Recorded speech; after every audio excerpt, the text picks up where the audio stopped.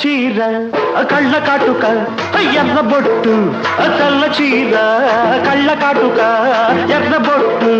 పెట్టుకుని వచ్చింది కృష్ణమ్మ ఏదో కబురు పట్టుకొచ్చింది కృష్ణమ్మ ఆ కబురేమిటమ్మా ఈ పరుగెందుకమ్మా ఆ కబురేమిటమ్మా ఈ పరుగెందుకమ్మా